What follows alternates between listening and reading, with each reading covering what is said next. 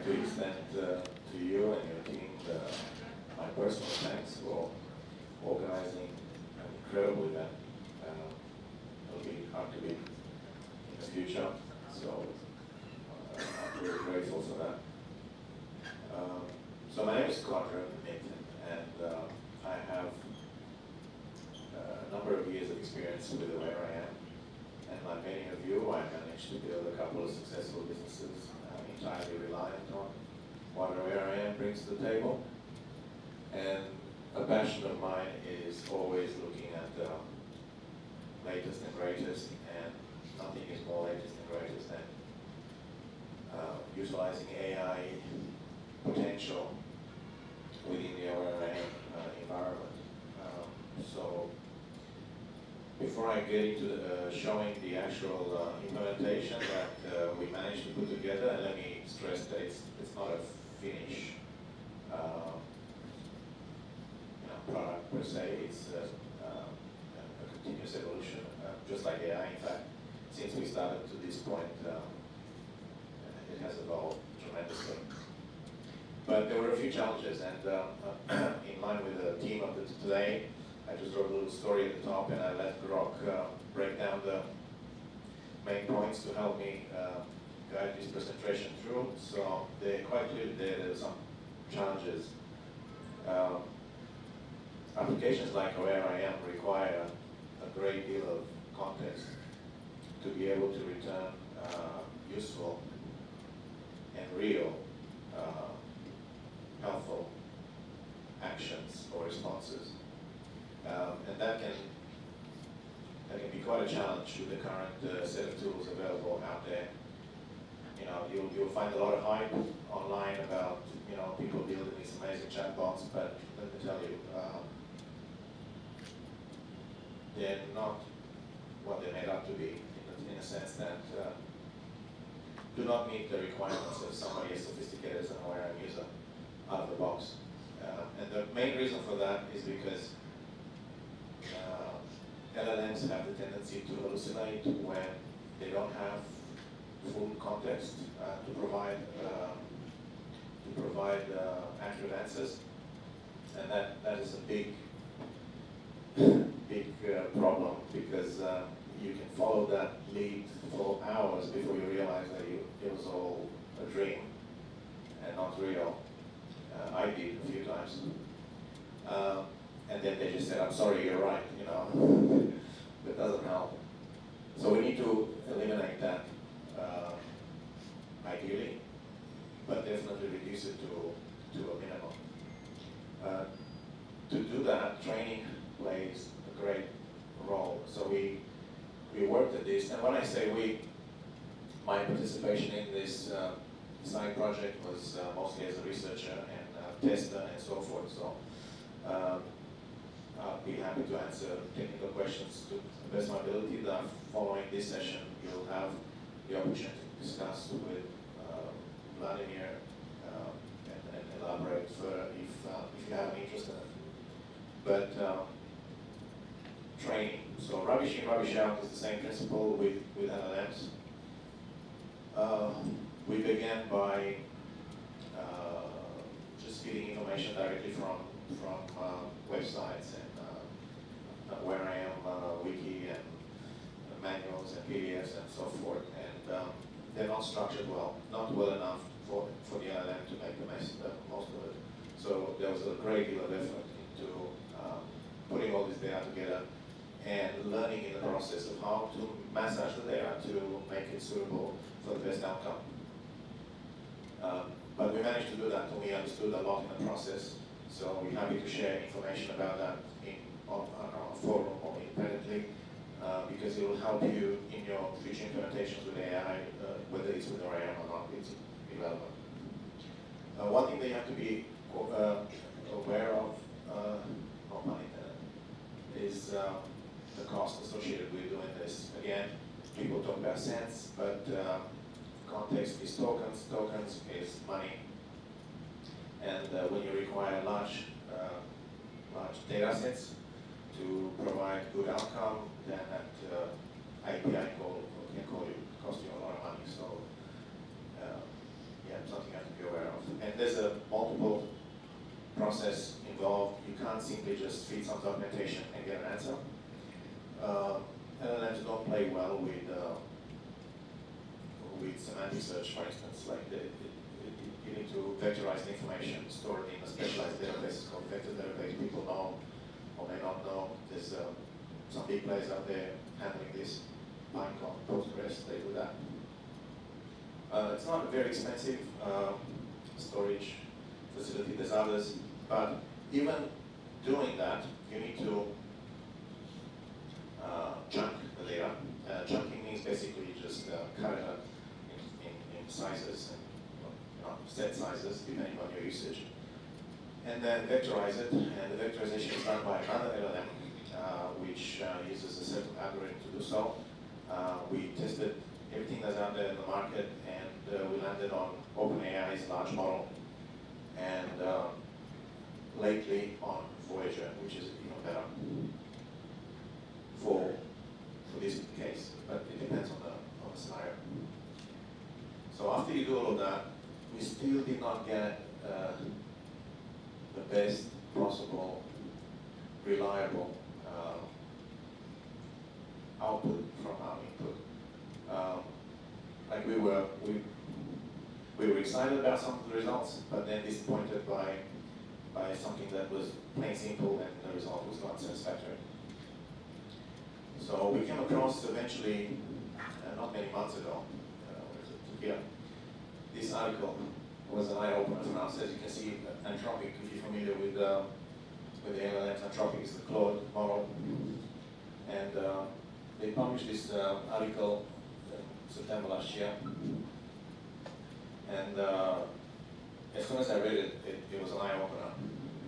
I came across it sometime in middle of October, and the standard rank model uses this approach that you see here to process the information. It's quite self-explanatory. The embedding model is the vectorization that I spoke of. You got a query.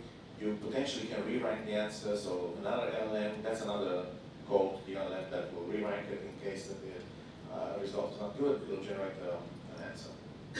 And this is what we implemented. And this is the standard approach that most tools use out there. We use chat-based. We use Flowwise, we use NN8. I'm not sure if any of these make anything, but this is the standard approach. So what they recommended is you have to introduce this contextual retrieval if you want to have really good results. And this is the breakdown of what that is.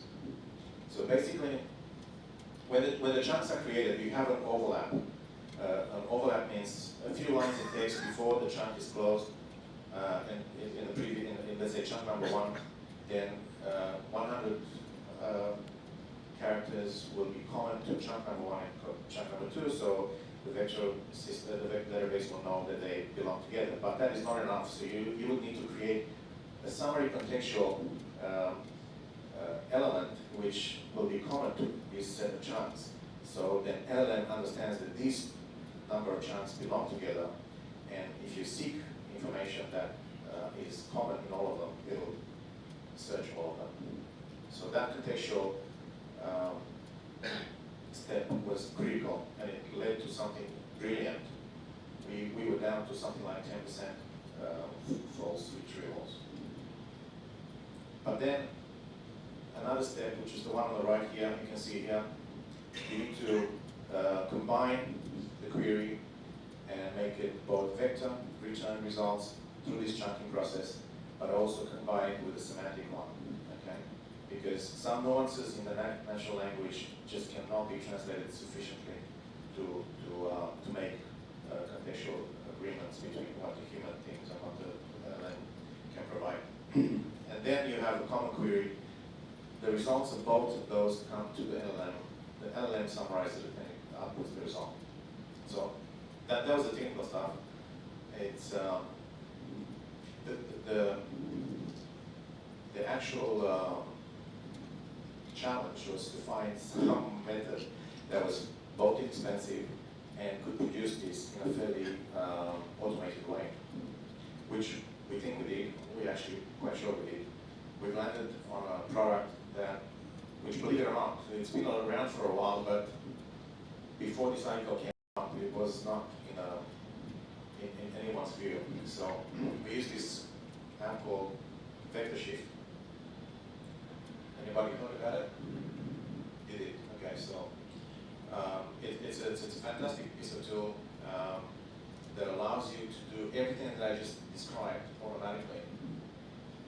So the standard way, the NNA, the Flowwise way, all the other ones, literally you have to manually chunk your data, upload it to the vector database, write your queries, have 3 or 4 different LLMs working together to eventually get an output. All this happens here. I'm not going to go to the details of how it operates, but this is a simple, interface. Literally, if you have your structured data properly, let's say text files, that's the easiest way to go about it. You can go from nothing to a full working bot with really, really accurate. I'm talking about in excess of 92% now, we think, accuracy in 30 minutes. And if you want to retrain the data set, it's as simple as deleting a file and uploading another one, which is mind-blowing, because otherwise you have to repeat that whole process all over again. So we went from that to this, and this has an API integration facility. You can embed it in iframes, you can do whatever you want with it. You can output it as a chatbot, you can output it as a search bar, you can output it as whatever you want. Again, I'm not going to go into that, but I'm going to show you what we've done in awareim. So finally, I hope I didn't take too long and didn't bore you with all this. But what we end up deciding to do is give the AI power to every aspect of what awareim has. So that would be the developer. So we created this Copilot that it's just it sounds like the Windows Copilot. It's just a Copilot. It supposedly helps you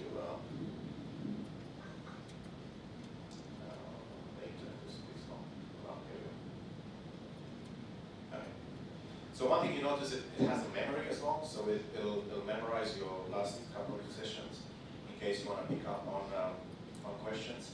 An example here, I asked it to, and this goes to somebody like yourself, I mean, if I would have had something like this when I started, boy, I would have probably been running at a much faster speed. But this is an example where I said, okay, just tell me, how do I go about creating a to-do list application? Without much. The prompt is as much as that. That's it. And then it goes, and I'm just gonna allow you to see it. I'm not sure if it's visible. And it breaks it down to attribute level, down to describing every step of the way, including relationships. Here we go. Every attribute, what type of attribute it is. Basically, it holds your hand throughout the process. And it will go into as much detail as you want, because you can have follow-up questions. And it has a memory for the session you're in, and it'll maintain, you don't have to ask the same thing, it'll maintain the context as it goes.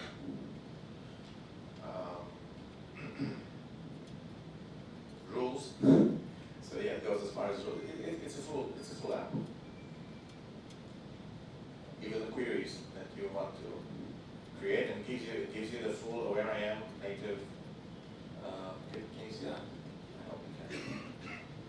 Query. So it's just copy and paste. For instance, a really good one. I mean, it happens to all of us. I said, explain the export action, and then again, it brings the syntax of it and explains every attribute of it and the arguments and so forth. But you can literally ask anything, and it's really well trained with the config tool operations, with the rule languages, functions, you name it. It's all there. So yeah, we didn't want to make a secret out of the fact that we use vector shift. Instead, in fact, we encourage you to do business, it's really cost effective. I think it's $20-something a month. It's mind-blowingly powerful. You can integrate it in your website. I integrated my own website. And I'm telling you what, since I did that, and I did that in October, I answer less than 30% of the support requests that I used to. Because I sent a newsletter out saying, look, we got an AI, check it out, and if they come in, if you can't get your answer, then let us know. We'll help you out. And it went down dramatically. And you can do things like, I have a number of products with, a fair complexity to them, and, add-ons and complication prices and scale pricing depending on number of users and whatever. So sometimes it's a bit of a nightmare to actually, even for me, I'll have to sit down and pick the options that the user wants and to get a price. But with the AI, just say, I want 2 users to do that. Well, and it gives you a breakdown of what the cost is and renewal cost, all of that. It's all calculated automatically. So do you have any questions about this aspect of it? Yeah, so I have a question. So, Sure. So there's a specific use case that I have for Yeah. the app that I'm building. So I'm bringing in all these alerts. You started building what? This data security posture management. Yeah. Right. So I'm bringing in all these alerts that are coming into the application. Yeah. And within that also have the action that the user perform, like whether they download and upload. Yeah. I want to be able to build out one is like identify like risk, like an insider risk. So the way I want to be able to do it is based on the number of action the user performed. Let's say they did like 5 downloads and 6 uploads within a specific time frame. Right. Then I want to be able to aggregate all those alerts and then determine whether that is a risk. Sure. So that what you just described, you described standard rules in awareim. So will that allow me to just punch in some context? Oh yeah, absolutely. You can describe everything you just said now. You can describe to it. It will understand that, and it will provide a path to follow. Yeah, definitely. Like so the example of the to-do list, it was a very simple prompt. It can be an elaborate prompt. You're not limited to what you see there. It can be the whole document if you want, and it'll stick to these guns. And by the way, just so I can clarify something that is really important, we did both all the time, but we find that the most accurate and the most reliable LLM model to date is Claude 3.5, 3.7. Like, hands down. Like, the other ones are great for artists and things like that, but if you want accuracy, if you want code, there's nothing like Claude right now. Not even DeepSeek or the others, they don't come close. So, do yourself a favor. Don't waste the time. We did it for you. So, if is there any other question? Yeah, sure. Go. So, the point that you made on the Voyager being better than OpenAI Yes. in terms of the vectorization that you That's did, right. So it would be interesting to know what parameters that you measured both Voyager as well as It OpenAI. was very simple. It was repeat. It was the same data set, identical data set, and the same testing methodology, so the same set of questions. Okay. And then we just compare the results. Obviously, we knew the answers. Yeah. So it's based on that. It's just plain 1 + 1 = 2. Okay.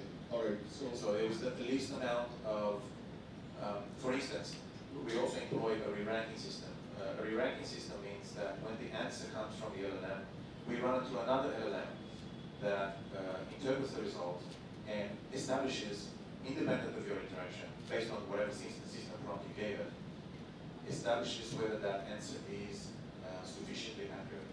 And if it's not, it reformulates your original question to better suit an LLM's understanding, sends it back in, and then so this re-ranking also eliminates a great deal. So it's just a series of little steps that you implement. But the beauty of it is VectorSheet does it all automatically. The re-ranking, the hybrid session, it's called, this conventional one, where you have the semantic together with the vector.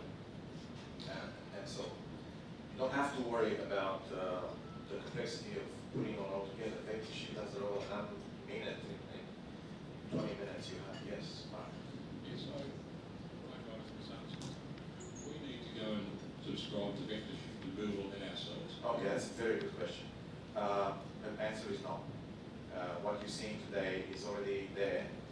We need to talk to Vladimir and his team about, I'm not sure anything about how he's going to deploy it, whether it's going to be free or cost, whatever. I'm not nothing about that.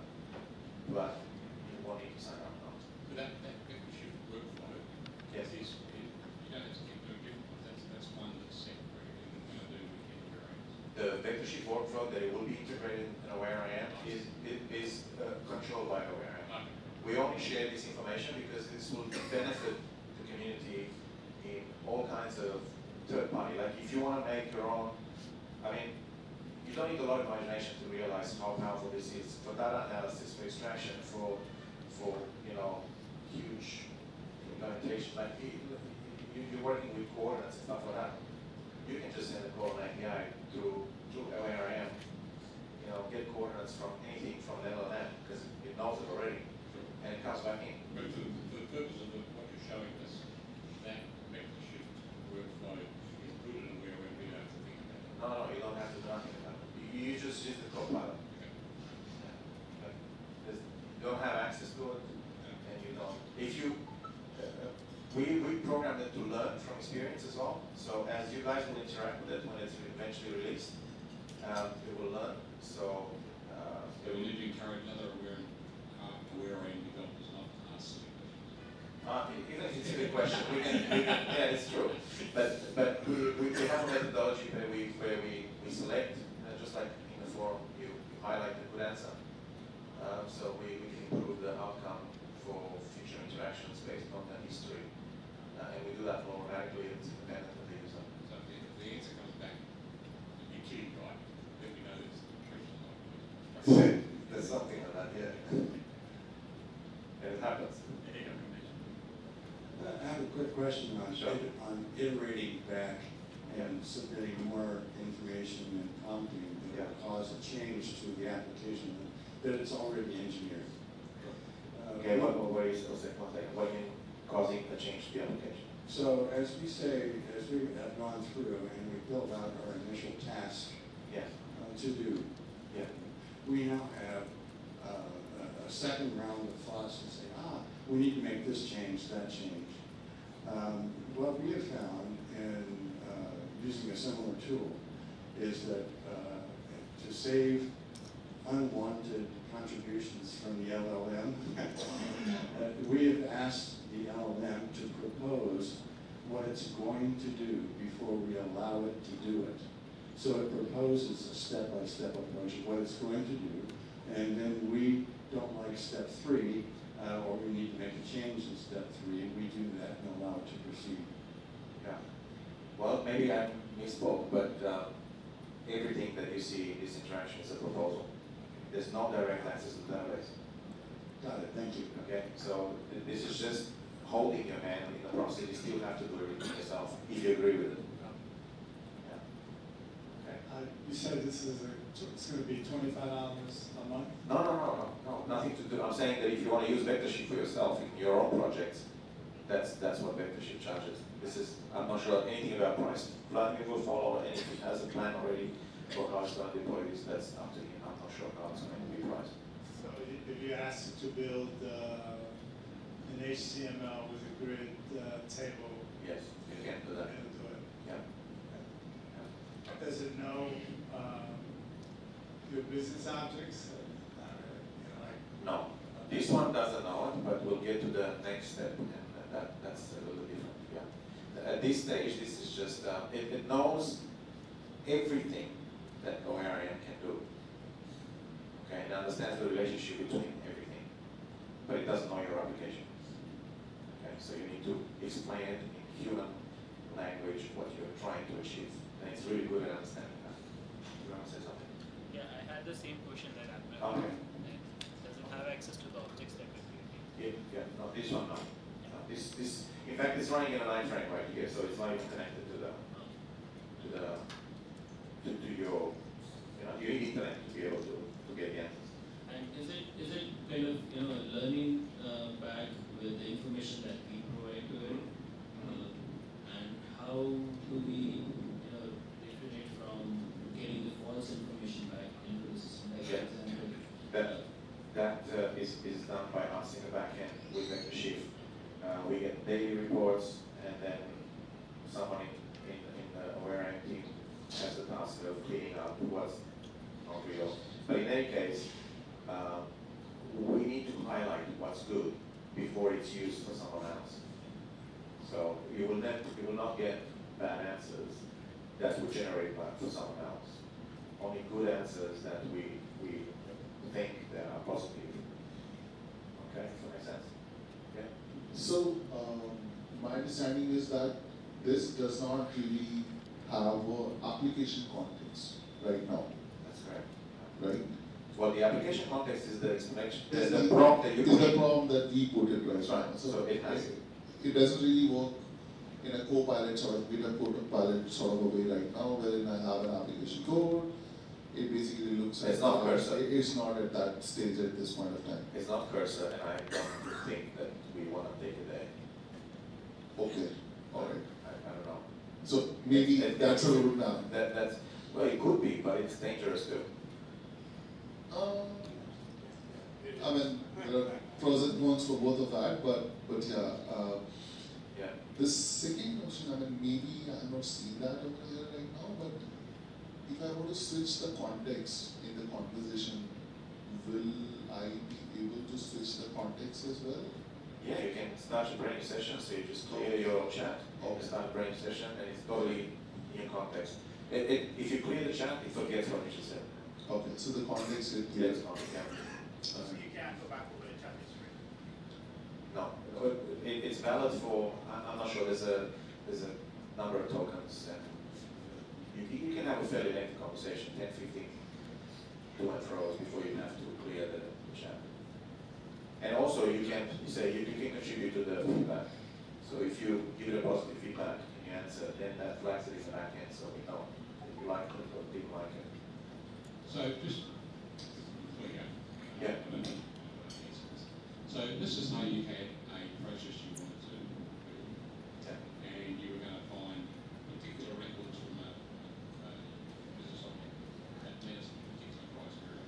And for every one of those records, you wanted to go out and do something else and create something else and test something else.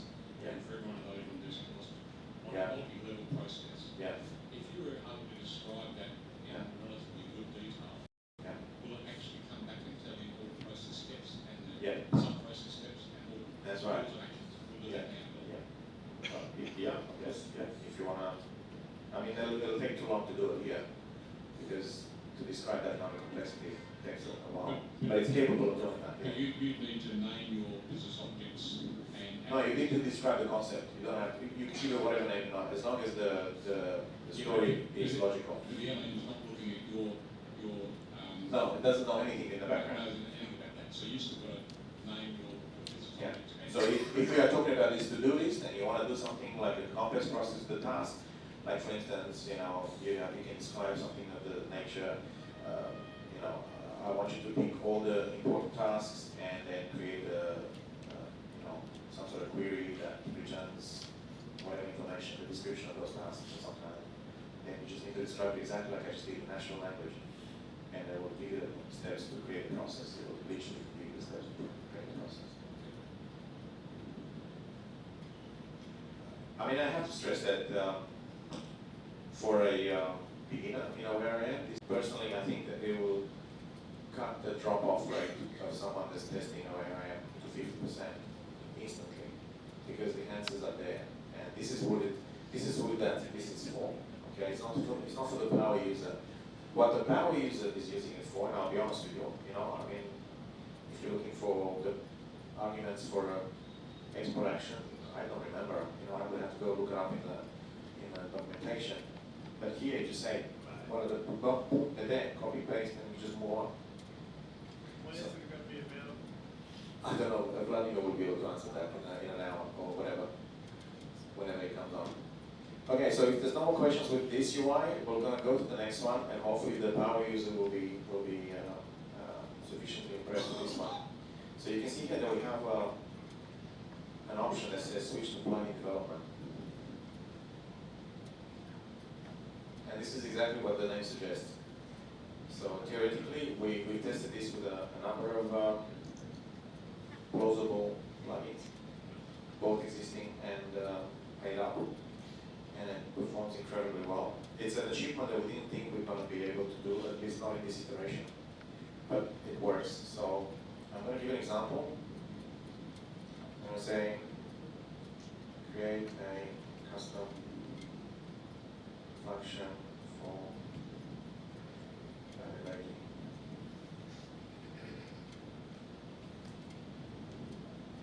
Barcode. Right, so simple enough. Now this is going to take a little longer. This is not just a simple query to the LLM. There's a lot of conversations now between via the API between built-in functionality in awareim in the backend and the LLM. And eventually they'll come up with what's needed. So let's wait for that. Hopefully this is not one of those demos that won't happen. Microsoft demo. Yeah, Microsoft demo, that's right. I don't know if my internet is, here we go, there you go. So it came up with it. I'm going to say no because I want you to see what's happening in the background. So it's asking me if I want to deploy the code automatically. So this is the full Java plugin. I'm going to say no, and I'm just going to scroll up through here. And you can see what it's done. So it called it validating 13, and it goes through it all. If you have Java developers in the room, then they'll probably be able to recognize the structure and say, wow, that's impressive. Here we go. And it gives you instructions on how to handle it as well in terms of installation. So we have the option of deploying it automatically, which I'm going to do here. So we're going to call it here 13. Codrin, Yeah. we all are leaving the room. Looks like we have to look for another business. No. You should be happy. This will. I mean, just think about it. It's immensely powerful. In average, for a plugin that I use in Redfab, we're talking about a week of work, maybe even testing everything down to a minute. So anyway, so I'm gonna say okay. So Java code was successfully deployed. Okay, so it tells you where it is, where you placed it in your custom Javas. So it gives instructions on how to handle it afterwards. So I'm going to say OK for this. I'm going to close this momentarily. And let's just go here to, actually, let's go here to the control panel, look at the registered plugins. These are all my plugins, but a lot of plugins. So this is, you can see here, the function that was just created. Ready to go. If you want to actually use it live, you should restart awareim because it needs to reinitialize it. Okay? But for this demo, yes. What is this window plugin like? We have never seen It's part of the new build. It comes Oh. coming up. Yeah. There's lots of other things. I think Vladimir will go to that. Okay. Yeah. So this is that. So now, if I want to use that function, I simply go to, I don't know, let me just pick a, whatever, go to rules, yeah.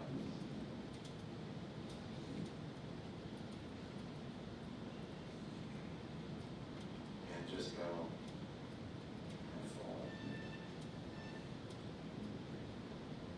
it's validate, sorry. Here we go. It's right there. You call it up in your process or rule or whatever, and it'll do whatever you expect it to do.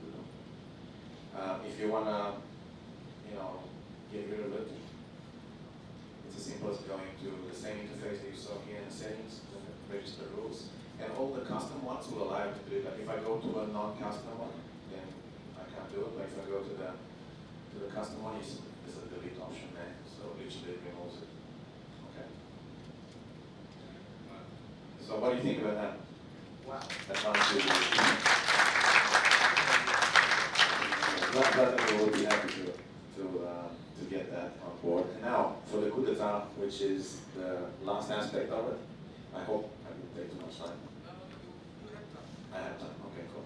So we had the general interaction with the developer, helping them do things.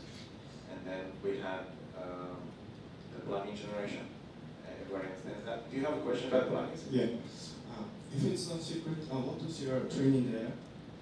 Is it only awareim documentation, or did you add more data? Yeah. It's proprietary, and we Vladimir and the team and myself in testing, we spent many hours getting the data right. Okay. Data out of the standard deployment of a wiki website / manual is not worthless, but it's 50% to what you need to get it to. There's a combination of things like metadata information and other things that need to be there so the LLM can make sense of it. But the good thing about it is we learned the hard way to get to the point where we found vector sheet, for instance, which did all of that automatically. You won't have to worry about it. Well, you can actually input that and say, as we all know, the documentation for awareim is okay, it's pretty good. Yeah. But there are some issues with it. Something's a bit old, haven't been updated, and columns are here, or Yeah, we found a few of those as well. that's right. So, but now you can actually just go in there and say, given what you know of where I'm in, please create me a new user guide from that, and it will generate the whole user. Absolutely. Yes. Very Yeah. good. Yeah. Yeah. Yeah. Wow. Exactly. Wow. Which Like is we well, soon enough I think people will get access to it so you can play with it. Okay. All right. So the last aspect of implementation of AI is, believe it or not, front end. So there are many concerns with that, especially security concerns and other things like that. And I hope that you guys are going to take that seriously because it is within your power as a developer to control that aspect. awareim will have the means to give you the tools necessary to do so.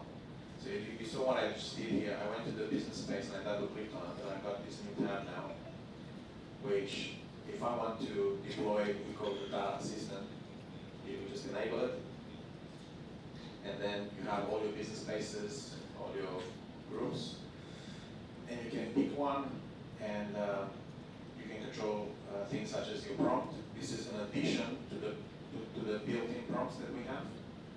So you can instruct the LLM to behave whichever way you think it's necessary to behave. You can ask it to be friendly and speak with the Spanish accent, whatever. But the point is you have the freedom to interact with the system prompt from here. And then you can go on the business object by business object level and interact with general instructions related. Not necessarily, you don't have to. You can just enable it and let it be by default. But if, for instance, here in this particular business object, I have some concerns, then you can say, provide only access to find queries, but do not allow something, whatever. In the security instructions, I would go, for instance, in the system settings, and I would prohibit access to things such as API keys and usernames, passwords, session, whatever it is that you're concerned with. What you should do it specific to your business. Do you have any questions about this interface? It's quite simple, as you saw. There's not much to be concerned with, and it gives you a very user-friendly interaction between the awareim UI and what you expect in behavior from the LLM to return. Maybe I should show you an example of how that works, so then you can appreciate, and maybe all of a sudden some of these Power BI and things will become not as desired, I suppose. I don't know. It's up to everybody's imagination. So we built a very crude implementation into my own application. This is RANFAB. You can find this as a sample application on the website. So we have this user data assistant on the right hand side, which is a chatbot. This is entirely built with the API with VectorShift, so all the elements are native. Okay, so there's nothing from VectorShift other than the response. Okay. So I have a list here of things, because otherwise I won't remember. So let's just copy and paste here. To ask, oh, by the way, just so you understand the context, RANFAB is an ERP system for metal fabrication, so there's a whole bunch of things from quoting to customer orders to production to inventory to, so lots and lots of data. Right? So in this case, I'm going to ask, show me the quotes with the status 1. So it goes ahead and it does the query. Again, you will see it says if you reply read. But before we do that, I want to show you the output of the server. So the data system returned a native query. Yeah, find quote with quote status equals 1. All right. So there is a. That's awesome, yeah. There is a. I don't want to call it plugin. There's functionality built in the backend now that is capable of understanding the output from the LLM. And if the output from the LLM can be translated into native awareim languages, query language, then we will use it. We will create it. We're about to see let's do that. So if I go here, say if you reply, by default, it will select the right object. It will select the right or the contextual attributes in that object. But you can select others. Are you familiar with custom queries, everybody? Yeah. So this is the dialog from the custom queries. So if I pick something here, whatever, quote number, and I go next. So there you go. These are my records. With the status 1, you can see they're all status 1. You can navigate to each record. It'll use a pop-up.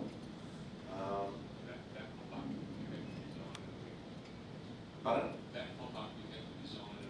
Yeah, this is all built in aware. But this is part of the custom query functionality. Are you familiar with custom queries?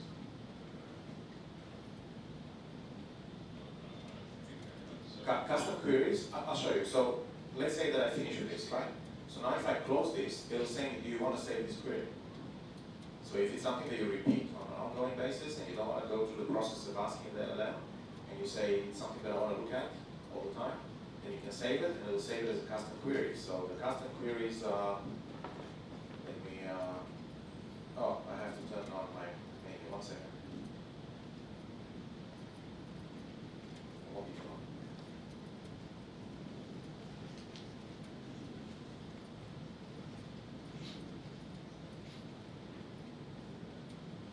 So I have an option here for custom queries. Right? So these are all the queries that the user defines, your users, okay? The application users, and not native to what you built into the application. And those queries can be saved, and they can be recalled and executed whenever the user wants. They can execute it in UDP, for instance. You're familiar with UDP?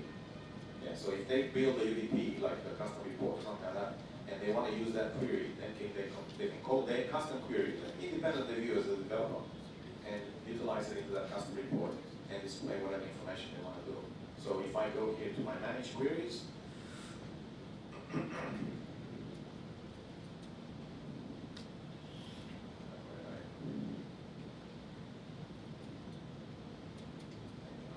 we go. Yeah, so these are all custom queries. And the query we just ran a minute ago could have been saved here as a custom query to whatever name you want to give it. And it can be recalled anytime in the future. Make sense? All right, so let's try another couple of examples. Because this one was not mind-blowing enough, I suppose.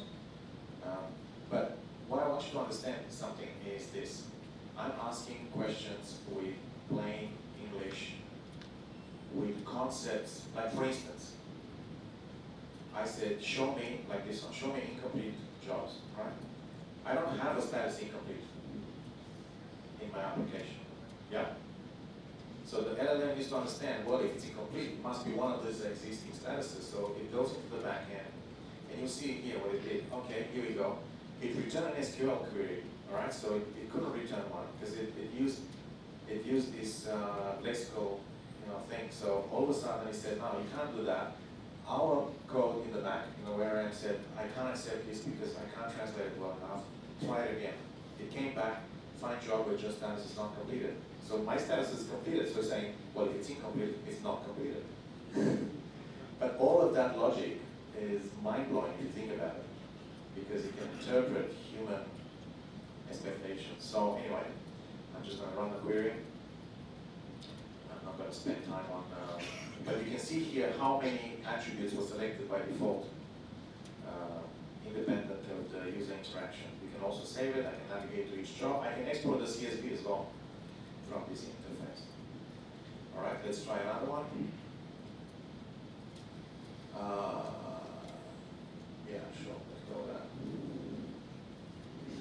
So this is how many, what are my custom orders completed this week, created this week?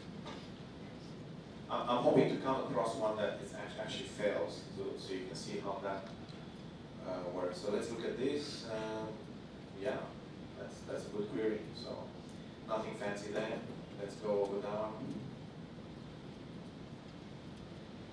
It works really well with dates. So this would be one of those ones that you probably would have to look at arguments in the manual to write the query. Although it's simple, what are my customer orders for the previous year?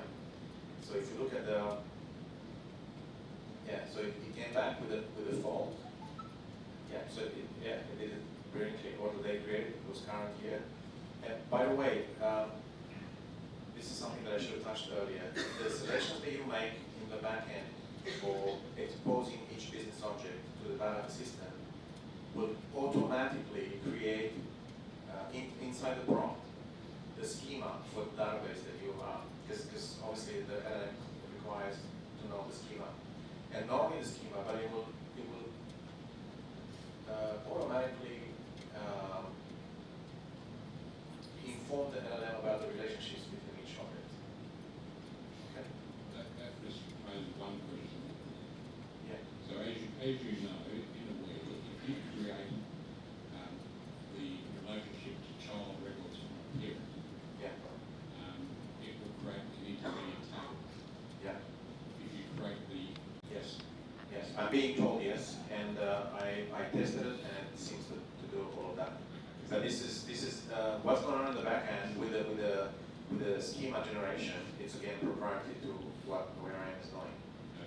But the instructions, if you read the instructions there into the section, the help section, it clearly states that the entire schema with all the required relationship information between the objects is automatically published in the LLM once you select the object that you want to export to the data system. All right. So we get it to go and draw a nice full schema diagram of our application. Say it again? We want it to draw a full schema of our application. I don't know if it's going to do that, but you can. I've seen it because I've seen the data, but I don't know if that's something that you can expose. I don't know. So. Yeah. But you can ask him shortly once he joins us. Let me find an interesting one. Show me the top 5 customers by sales for the past 12 months. So there's a lot to like I've got heaps of data there. I don't have the concept of sales. We don't even have invoices in our application. We only have customer orders. And yet, apparently return the result, and there you go. This is an SQL. So it's not very clear on the screen, but basically there's 5 customers and the total sales on the right. And this is directly SQL. So because data such as this can only be returned with a store procedure, basically, with joining tables, you can't natively display it to a query. AwareIM did that and it displayed it into a message box of the data, which you can actually export as well out of there with an Is there some convenient way, like you thinking of a problem, you know, that is someone, I say it's a really problem, gives us the right data, and I want to use that every morning, I want to press a button and be able to do it that type of property. Is there some way we can save that prompt, where we use it to, you don't even have to do that. You can save if it's a native query, for instance, you can save the custom query, and then you can schedule it in the process, and it will just run. And send an email to somebody with a document every morning. That's what I wanted to ask you, if that basically can then be a form of query rather than how we. No, you can't. It's impossible. But think about it. There's no joining. If you can transform this into a native query. What we normally do for this is store procedures. You can't do it. It's too complex. I mean, you can, but it's not straightforward. Say again? I can't hear. if you're looking at multiple tables. Oh yeah, you've got 3 or 4 tables here. Yeah. And Codrin, how Go. about like if an application is built on Aware, Aware knows the standard schema, right? If we have modified that schema, we have added 2 more tables for some customization. Would it will still do that? Yeah. All you have to do is just go into the configuration. So let me close this. Let's say that you want to add extra objects to that. You just tick it on. You give instructions if you want instructions. And next time you start the data system, it will every time you send a query, the schema is fresh. It's part of the prompt. Yeah. So the question, Yeah. so the question here is, when looking up the schema, is Aware looking at the list of the objects or the tables in the database? But the schema is a map to the tables and database. That's what it is. It's your actual data. What Manoj asked is, like for example, there are 10 different objects and 10 corresponding tables in the database. Yeah. However, there are 2 more tables created manually in the database. No. It has to be part of the awareim. It has to be part of the If you have manual tables created outside of awareim, doesn't know that. So it actually looks up the Aware schema and not. But what you could do, actually, I just had a thought, maybe you can confirm this with Vlad. In the general instructions, you can add your extra schema. So you can say, I actually have another 2 tables on database that do this. This is the relationship with the rest of the stuff, and it could possibly return the result. The relationship would be known, right? So let's just say if you describe the relationship, then it will be known to them and them. If you don't describe it, then it will not know.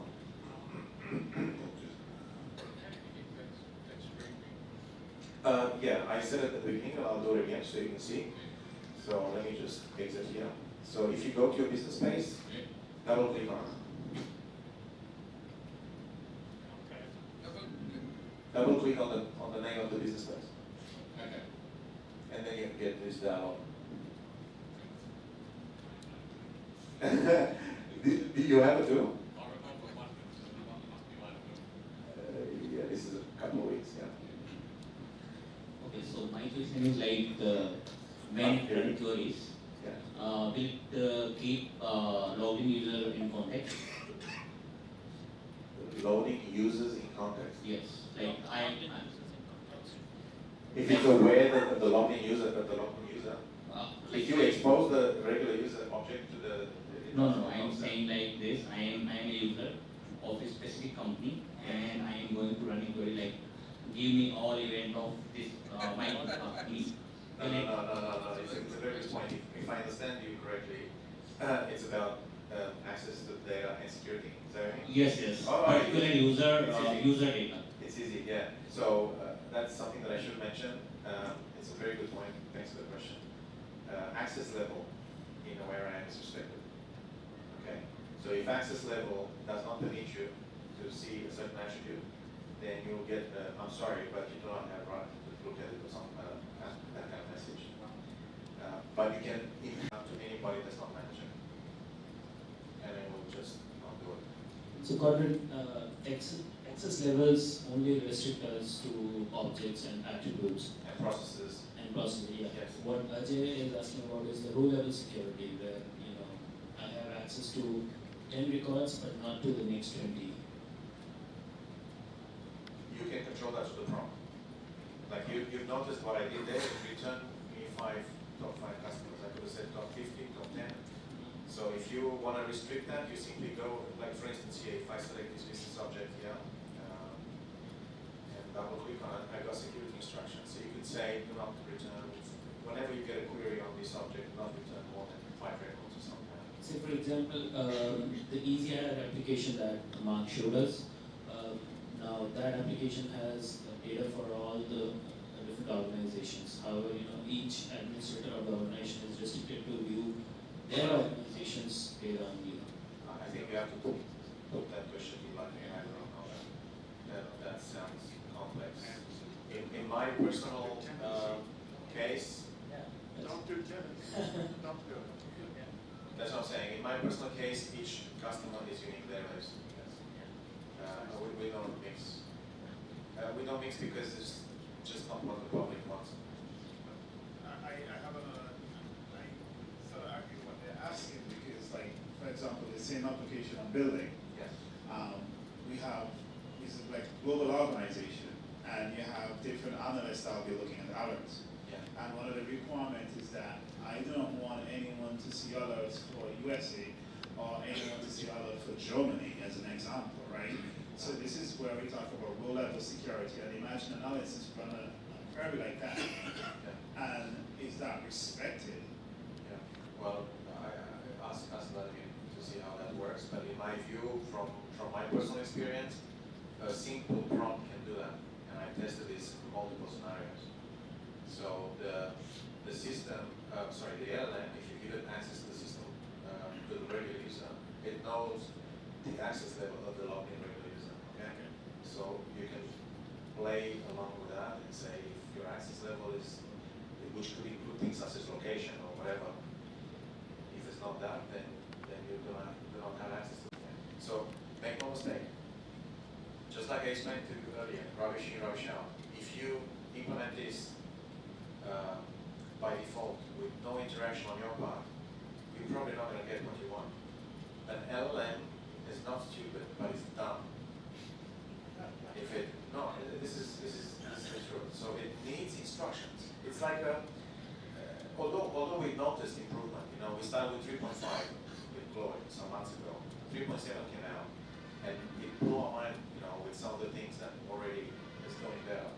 So expect it to get better.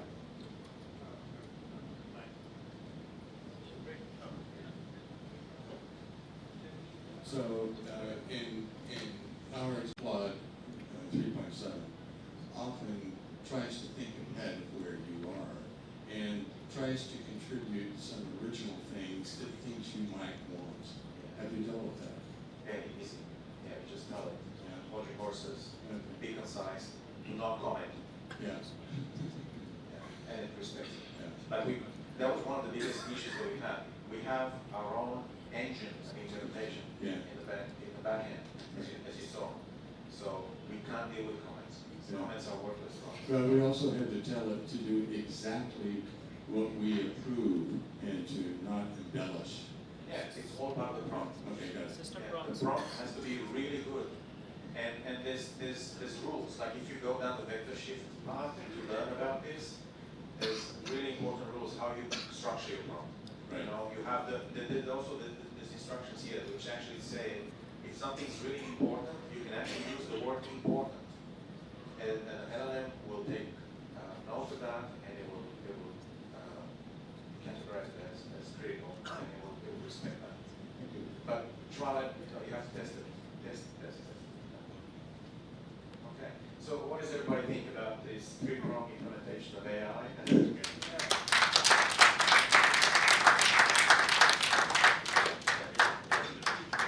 Sorry? We always were with awareim.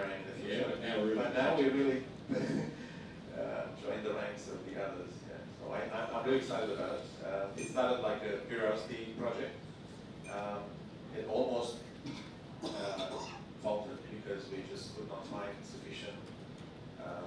And most of you know Vladimir. You know, I mean, when Vladimir says something's okay, that means it's brilliant. He's interested beyond any expectation. So now it looks like people who don't know much about awareim can also work. That's right.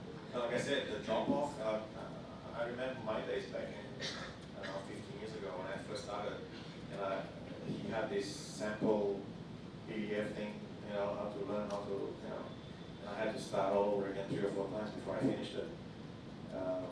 With this, you're never gonna have that issue, and it explains. It explains the steps and the concepts like you would to a 10-year-old. And it doesn't matter that you're not a 10-year-old, you can appreciate that. Because it's all about progress. So the quicker you can get to the point that you're trying to make, the better and it does that. Okay. Does anybody have any other questions about, I don't know, AI in general, you know, vector shift or anything like that that you might be interested in, chatbots? Things like that. Yes, sure. So it's generating the code. So you must copy and paste, right? No, you noticed that I had a button that said implement automatically. So I just clicked on a button and the jar file was created, copied into the custom jars file, entered into the function library, and you can literally restart. You have to restart the awareim so it loads it. What about the process and business objects? They are all created? No. Okay. It just gives instructions. It doesn't. Maybe that will be the next. Ask Vladimir to see what he thinks. But I think this is already a huge step forward. So yeah. But that I would love to see that too. So we did 2 simple side projects. We took all the documentation that we have for awareim, like the user's guide, the programmer's reference guide, and everything. Yes. Created a vector out of it, Yes. and just gave it to the assistant, ChatGPT assistant, and asked him to create a awareim copilot sort of stuff. And that is very simply put, yeah, but that's very accurate without having to be trained. Yes. And I can only imagine how accurate it would become once you train it and iterate over it. Yeah. So that's gonna be really super. The second thing that we did was we exported the BSV out as an XML file. Yes. Yeah, we've done that too. We played with that. The results are not the best. It really depends upon how you train it again. Like I personally gave it a BSV that had fairly good amount of queries, different forms of queries, processes, and everything. And what did you use? Which other language did you use? I was all the way using ChatGPT's OpenAI's. Okay. I couldn't even fit my my XML into ChatGPT because it's bigger than the context window. Yeah. So and I literally asked it to give me back the BSV in the XML format, Yes. inserting the query, Yeah. and it precisely did that. Wonderful. And I imported the BSV back into Aware, and I was able to see. Well, you can what you did, we did as well, okay, and it kind of works. But we wanted to make sure that we have a strong foundation, and this approach that we took with the 3-prong approach and the security aspects and all that is the right approach. What you're talking about is bells and whistles, and it's fantastic, and it works. However, it does not work from our testing yet for complex BSVs. If you want to do a to-do list, you'll probably spit out a nice BSV, you import it and you're done. All right? Which I'm not sure if you're happy about, Manoj. So, there are a couple of concerns with that, like you mentioned, the complexity, the total length obviously will increase, and the whole actually, what you're saying is a very good point. Extremely large context windows cost a lot of money. So I'm not sure how Vladimir is going to deal with that and the awareim team, but you guys have to understand that this is not, that does not come for free. It literally costs like if you look at 4.5, it's $75 for a million tokens. A million tokens is nothing. Let's be real. That cost compared to the productivity ratio is meaningless. I totally agree, but we are talking about, you know, different countries, different expectations. Yeah. Sure. Yeah, Codrin, I've come to learn over my life that there's no such thing as a dumb question, but I'm going to ask a dumb question. Yeah. So the LLM is pretty big as far as data science goes. What are you talking about? The ChatGPT, like? No, what this is calling on. It's Claude. Yeah, so that says something. That's right. So when we do one of those three things, Yes. it's accessing Claude, right? That's right. It's using Claude and it's costing money. Okay, I understand that. But that, am I right assuming that means for you to use that, you must be connected to the internet to do it? Absolutely. Yes. Okay, It so will not if work.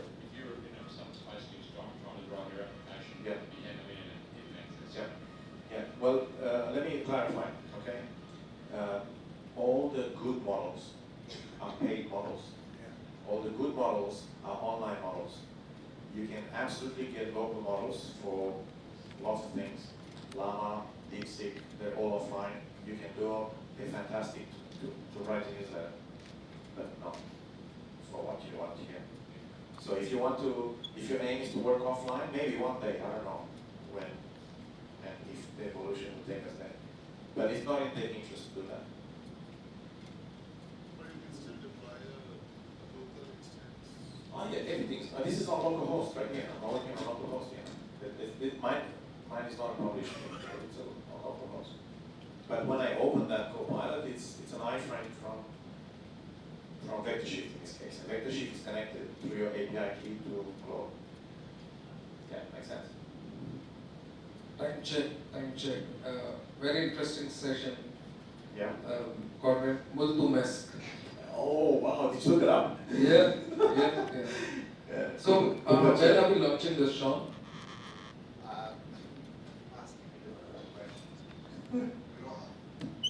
We don't have a launch date for this at the moment. We have other work going on in the background to support other pieces of functionality that I think you'd be quite interested in, I can't tell you about. So the launch date is flexible at the moment. Sorry, I just wanted to understand, like, whenever we are launching it, till the time we are not launching it, whoever is working with us, like our price is raised for 3 times. If you are paying us $100, till the time it is launched, our price is $300. So please, yeah. All right. Just one question. Yeah. There's another question about how this gets paid for, and we're investigating models on how we manage that. It's, as Codrin has said, this functionality is not free. It costs us money, and if we give that to you free, then we're bankrupt very quickly, and then you're all SOL, as they say. But it will be some sort of equitable approach where you use it, you pay, you don't use it, you don't pay. So yeah, I'm not going to charge you for never ever using it. That's not sensible. Whether we look at buying tokens in advance, or whether it's a per month payment for X hundred tokens or whatever it is, we're still looking into that and working that out. let's be honest, let's take the plugin build up. You know, like I personally have a lot of experience with it. So, you know, I did not ever have a plugin for less than $1,000. So, you know, if you can do that in 1 minute and test it in 10 minutes, and it works, and it cost me $5 in tokens, okay, and that $5 is a lot in tokens. Just time check, everyone. We're going to start asking a quick question. So, just close that window down there. Yeah. And double click on the business space. Yeah. So that list of business objects you've got there. Yes. Um, So you can switch it on by doing this. hold on a second. Sure. So is that showing you the business objects in test or in production? It should So be the if same. you create your application, But it should be the same. database and a production database. Yeah. So the main